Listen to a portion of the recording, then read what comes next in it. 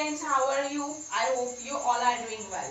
This is Nazma from Sharda and Sanskar School. Today I am going to teach you English of class 4th and it is your part B of chapter number 1st. Its name is The Missing Shoe. Okay तो मैं आज आपको ये देखिए आपकी 4th class की book है English की, इसका मैं चैप्टर 1 पढ़ाने वाली हूँ। चैप्टर 1 क्योंकि थोड़ा बड़ा था, हमने इसको 2 पार्ट्स में डिवाइड किया है। पार्ट ए आप पहले देख चुके हैं, अभी हम पार्ट बी करेंगे, लेकिन उसके पहले मैं आपको पार्ट ए थोड़ा सा रिवाइज करवा देती हूँ कि हमने पार्ट ए में क्या देखा था। पार्ट ए में हमने देखा था इला नाम की एक गर्ल है, वो आधी की एज की है। वो अपने बेडरूम को, अपने रूम को बिल्कुल गंदा रखती है। उसके कपड़े, टॉयज जो भी है, सारी चीजें ऐसे फैला फैला कर रखती है। वो बिल्कुल क्लीनलीनेस नहीं रखती है अपने रूम में, सब सामान उसका बिखरा पड़ा रहता है। और जब उसके पेरेंट्स उसे ये काम करने को कहते हैं इला को, तो वो नहीं करती, वो सोचती है बाद में कर लूंगी, और ऐसा ही सब कुछ रहता है, बिखरा पड़ा रहता है। एक दिन क्या हुआ था, इला अपने बेड पर थी, तब उनकी मदर ने आके कहा कि इला हम रोहन के साथ, रोहन कौन है, इला का भाई है, कि हम रोहन के साथ में जू जाने वाले हैं, तो तुम जल्दी से अपना रूम क्लीन कर लो, फिर हम लंच करके अपन जू चलेंगे। ठीक है, इला ने सोचा इतना सारा फ्लोर पे सब कुछ बिखरा पड़ा, मैं ऐसा करूंगी पहले वहां जाकर आ जाऊंगी जू से, फिर उसके बाद सब कुछ सेटअप कर दूंगी, यहाँ पर सब कुछ क्लीन कर दूंगी। इतने में अनु की मदर ने लंच के लिए बुलाया। तब उनकी मदर ने बताया कि आज हम आलू पूरी और खीर बनाने वाले हैं, और तुम्हारे जो ग्रैंड मदर है, जो दादी जी हैं, वो भी आने वाली है। इला ने कहा हम रास्ते में से थोड़े से पुराने ब्रेड्स ले लेंगे वहां पर एनिमल्स को खिलाने के लिए, तो मदर ने उसके लिए भी हाँ कर दी। अब जब जाने का टाइम हुआ लंच करने के बाद में, तो वो अंदर अपने रूम में गई अपने शूज पहनकर आने के लिए, ताकि वो जू में जा सके। लेकिन जब उसने देखा तो उसे सिर्फ एक ही शू मिला, एक ही जूता मिला, दूसरा शूज का नहीं मिला, क्योंकि घर में सब कुछ बिखरा पड़ा था उसके रूम में, तो पता उसे खुद नहीं आता है कि उसने कहाँ पर रखा था, कहीं दब गया होगा, उसने सब जगह ढूंढा लेकिन नहीं मिला।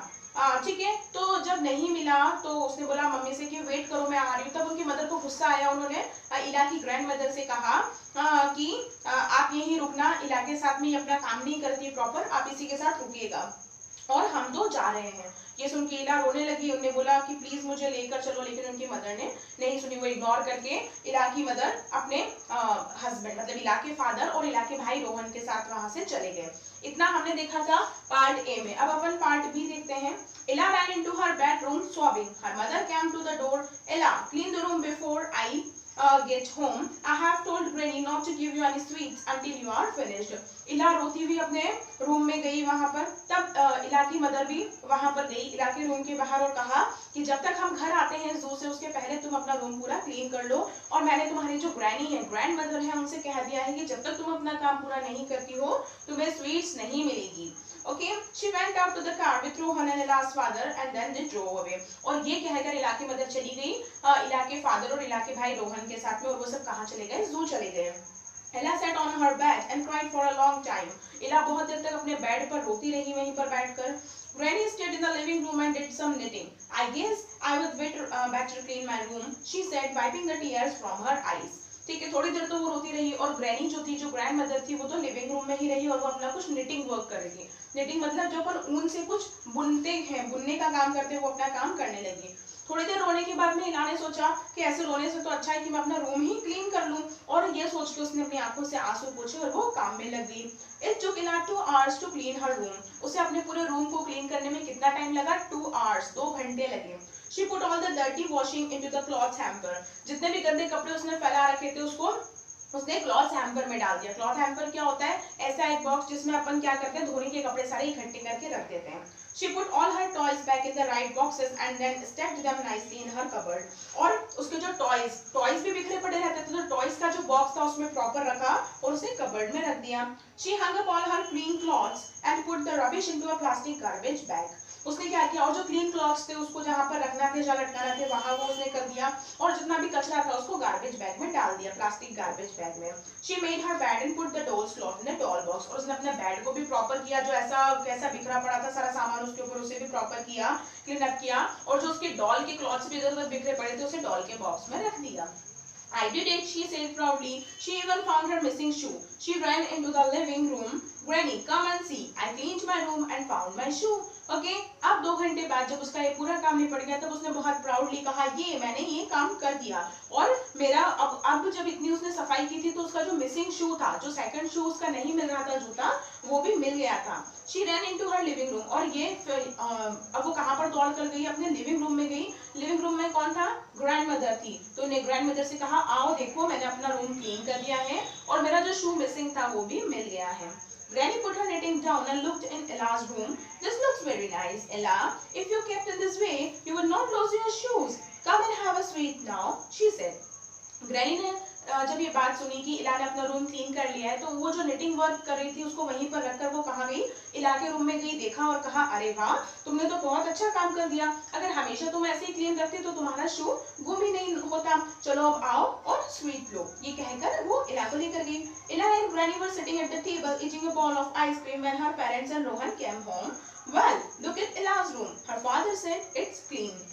इला और ग्रैनी कहाँ पर बैठे, अब वो टेबल पर गए और वहां पर उन्होंने क्या खाया, आइसक्रीम खाई। और इतने में इला के पेरेंट्स और रोहन जू को विजिट करके वहां आ गए थे। इला के फादर ने कहा अरे वाह देखो इला का रूम तो कितना क्लीन हो गया है।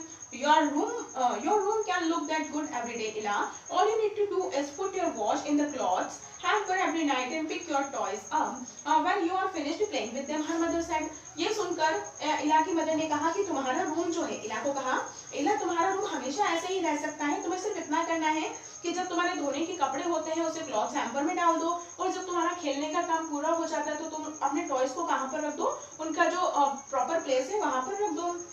How was the zoo? I wish I could have gone. Ella frowned. इला ने थोड़ा दुखी होके और थोड़ा हल्का सा गुस्सा भी था उसमें कहा कि जू कैसा था, मतलब जू जो घूम के आए हो वहां पर कैसा क्या था सब, काश मैं भी वहां जा पाती। I see you found your shoe. We'll go again and if you keep your room clean, we may go and do some other fun things too, her mother added. तब इला की मदर ने कहा कि अब देखो अब मुझे दिख रहा है कि तुम्हें अपना शू मिल गया है जो गुम हो गया था, अब अगर तुम अपने रूम को हमेशा इसी तरह क्लीन रखोगी तो हम क्या करेंगे, वापस वहां पर जाएंगे और वहां पर कुछ और मजा करेंगे, कुछ फन करेंगे वहां पर जाकर। From then on, Ella tried her best to keep her room clean. Every night, after she changed into her pajamas, she put her clothes in the hamper. She put her shoes in the cupboard and always cleaned up her toys. Okay.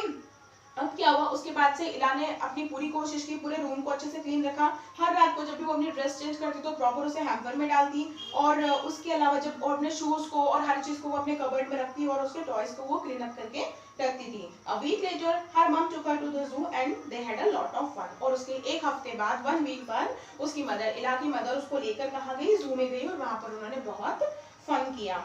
Okay so ये story आपकी complete होती है the missing शू। तो finally उसका जो शू missing था वो उसे मिल गया। तो इससे हमें मॉरल क्या मिलता है, इससे हमें मॉरल ये मिलता है कि हमें हमेशा अपने वर्क को प्रॉपरली करना चाहिए ताकि हमें एंड टाइम पे कुछ गलत का सामना न करना पड़े, हमारा कोई काम रुके ना, टाइम से सारा काम होता रहे।